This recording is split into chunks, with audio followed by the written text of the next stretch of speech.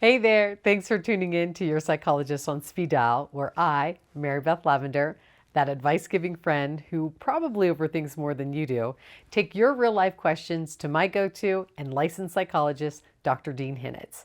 Together, we hold space for the things you might be afraid of or unsure to ask anywhere else. You're in good hands. Let's get into it. Dean! Hi, Mary Beth Lavender. Hello! Good morning. Good morning. How are you doing? In this moment in time, present, focused, amused. Great.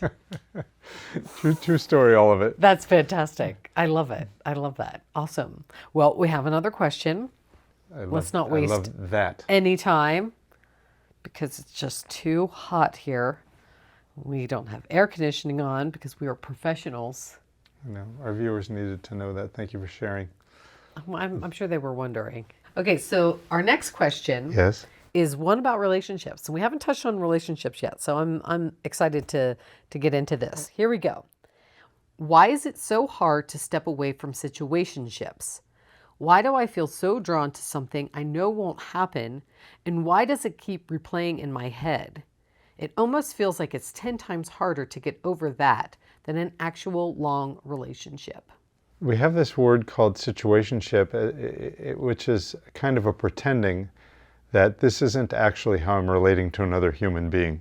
Right. Like, your situationship is actually a relationship, and you get to look at what are the extents and limits of what I expect and am willing to practice in terms of intimacy, connection, safety, and enduring connection. This is your relationship, for starters.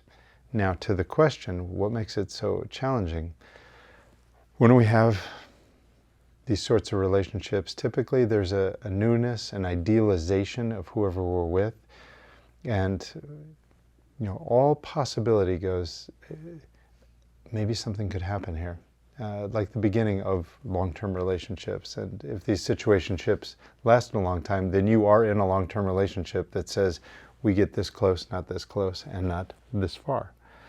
So we always have some sort of idealized version of what we want to have happen, what we think life could be.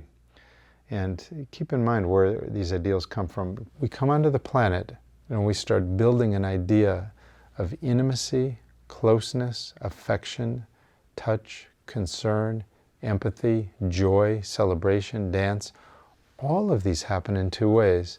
First, we're watching our caretakers, how they engage each other. How do they touch? What does conflict look like? What does love look like? And all of these relationship patterns are being integrated. And then, so we look at caretaker to caretaker, parent figure to parent figure, and we also go parent figure to us. What is intimacy, safety, love, attachment, enduring sense that the other person is present when I'm not there? And those blueprints are socked in, locked in, and they are in play. Anytime we get involved in any kind of intimate relationship, our issues around attachment, connection, and abandonment and rejection flare on. And it's a compare and contrast with those early blueprints, combined with an idealized wish. I really want safety, I want connection, I want to be cared about. I want it to matter if I hurt, and I want it to be jointly celebrated when I celebrate. The early patterns are set. We have an underlying wish. Oftentimes those wishes are briefly enacted in the first stages of relationships, and it creates a fantasy. We could have this. And the truth of it is, you can have this in this life. There's a lot of mythology about, well, the spark wanes and the attraction wanes, and my heartbeat's not going to change when you walk into the room after 25 years. And I think people buy that as a necessary outcome of long-term relationships, and I don't believe it. Anything we've experienced can be re-experienced, recreated, re-owned. The hard part of leaving some of these relationships is part of us knows that we had this as a possibility. But because of whatever fears and concerns and patterning I have, and whatever fears, concerns, and patterning you had and have, we couldn't keep it going. And so the fantasy part of us knows, like, oh, we could have.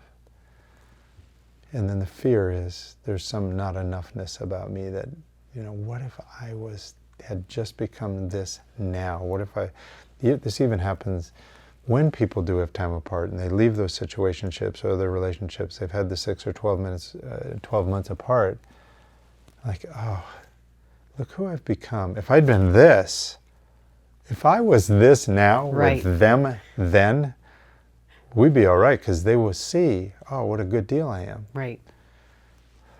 You really do have to have a belief. I bring a lot. I'm worth having that cup of coffee or that cuddle with. Like, I bring a lot. And it is some form of science fiction to go, if I was this now then, because it's an alternative story. It was a universe that ran its course. Yeah. If you are, in fact, well matched with that other person, your time apart won't matter at all. Right. In a long-term relationship, by distinction, according to this question, why sometimes is that easier to leave? Well, we've run out the novel, we've run out the story. Relationships really could be categorized as having 3 distinct stages. I guess we could have 30 stages, but I'll break this into 3. One is engagement and idealization.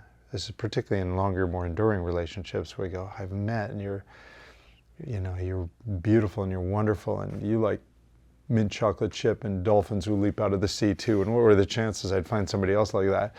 And everything is like we match. And so if you think of like the Venn diagrams, remember those overlapping circles that we learned in arithmetic, A set is me, B set is you, C set is where we overlap. Mm-hmm. In the beginning of relationships that are enduring, we go, A set and B set go like this, like, oh, I love life together, I love holding hands, I love kissing you, I love that we go to this restaurant together. And then what happens, these are these 2 overlapping circles. Yeah.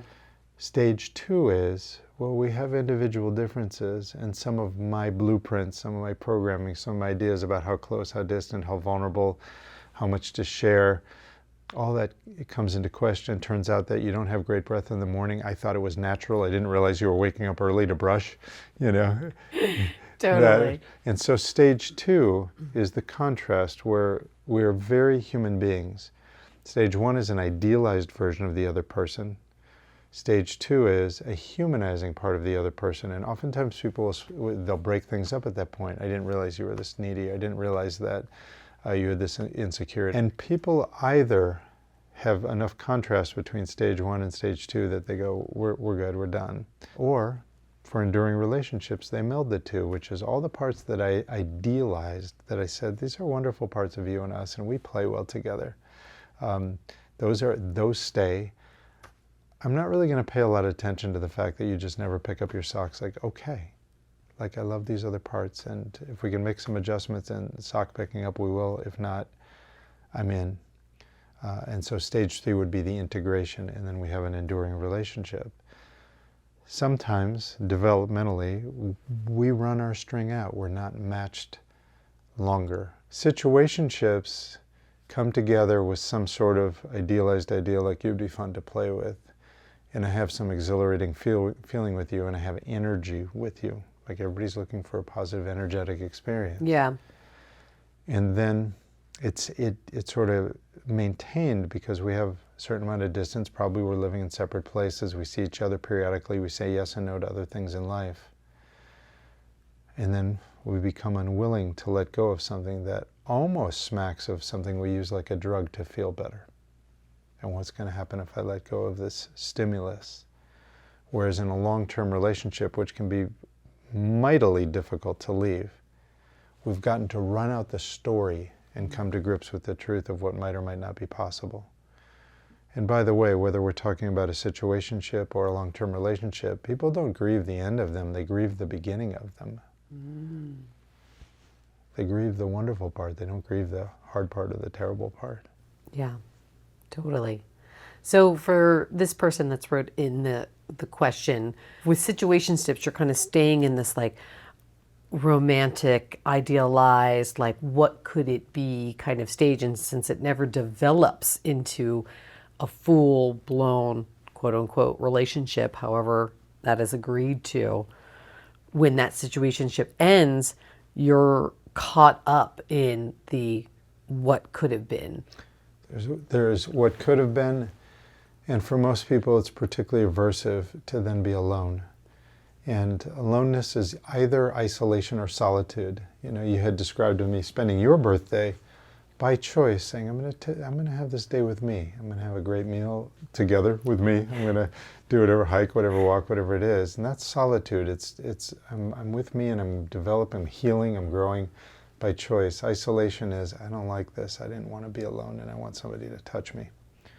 And when it feels like it's not something that's acceptable or by choice, we'll take something that is far less probably than we would really want to have in life.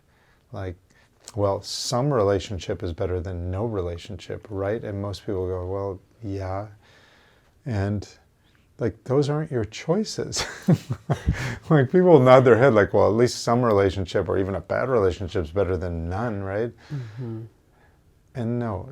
A, no, and B, those aren't your only choices. You still have your relationship, again, with yourself and with whatever the all is.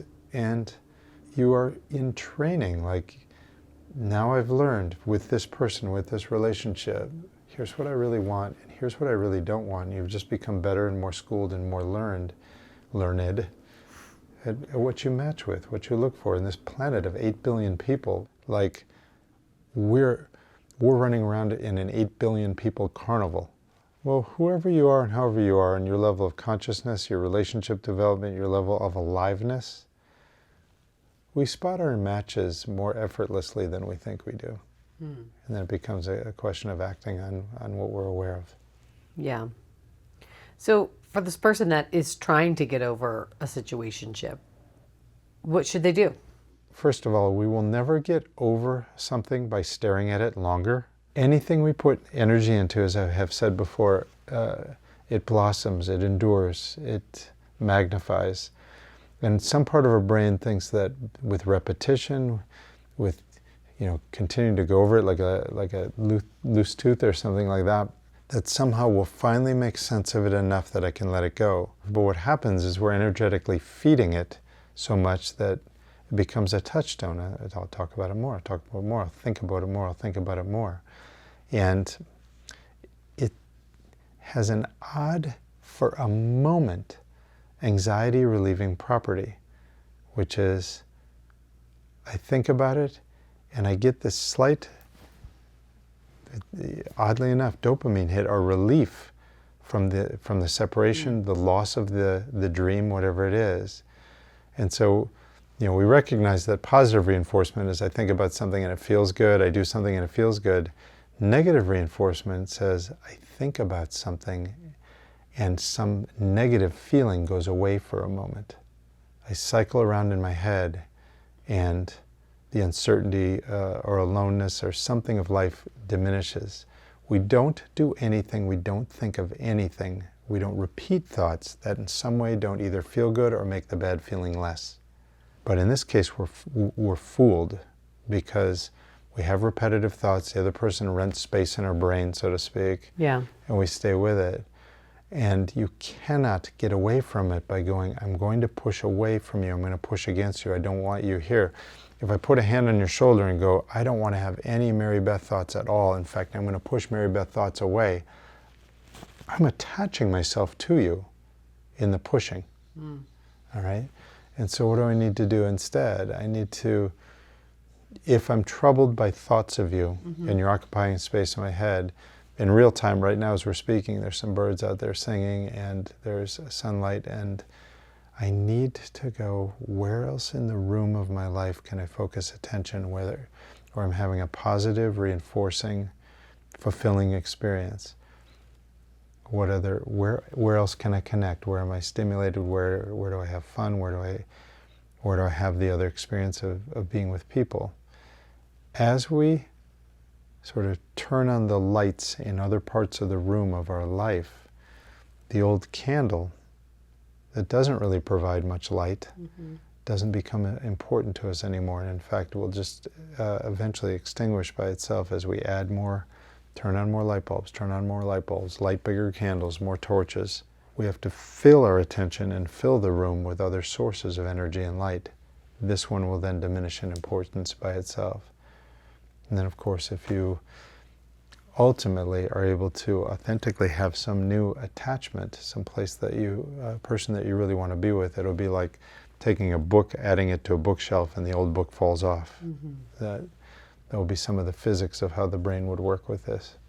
So trying to be present and focus on the things in your life that bring you joy, bring you happiness, and try to disconnect with the thought of what that could have been with that person, or what did I do wrong, or why doesn't this person want to be in a relationship with me? Trying to like shift the focus off of that onto something else.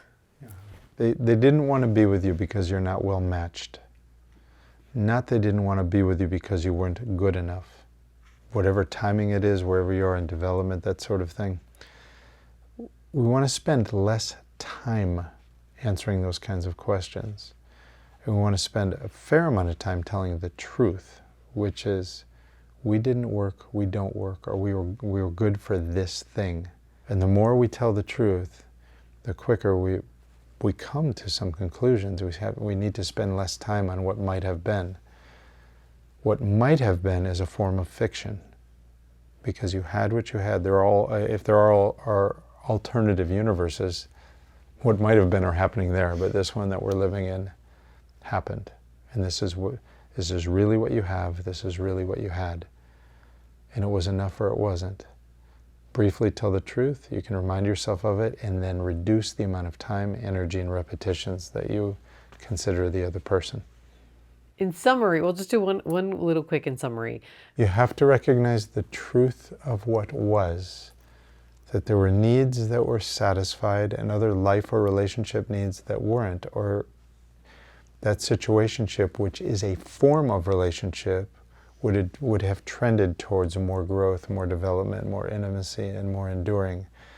Whatever the match was, it didn't. One or the other, or both of you, had inhibitions for how far, how close, how intimate, or how much risk you were willing to take in terms of exploring possibilities. The truth of it is, who we were didn't match, or we would, form more, or there would have been more. And who I am now, who I've come to be, if there's still some form of I'm not complete without them, that's probably not best. Most people treat it like there's a tune, like dun dun dun dun dun dun, and they're always finding the last note. Like, if I just find the last note, I'll be okay. And we're trying to satisfy ourselves. And the notes have been played, so we don't want to stare at something longer and hope that we think of it less. We want to feed life, to find light, life, spontaneity, stimulation, what relationships we do have. If there's a possibility for the other one, it won't be hard to check that out. And if there's not, we want to open everything in us to what's coming, as opposed to staring backwards. There is one more thing I'd like to say about it. Please. The authentic decision, I really am done. That's the point to achieve. Once you have that, you're free. Yes. Thanks, Dr. Dean. You're welcome, Mary Beth Lavender. Fantastic, fantastic. Okay, well, we hope that answered your question, or at least gave you something to sit with. Keep us posted. We are here for you, and we'd love to hear about your process. If you yourself have something you want to ask, you can find a link in the show notes to do so. We'd love to hear from you. Till next time, take good care. Bye. She'll cut that out, don't worry.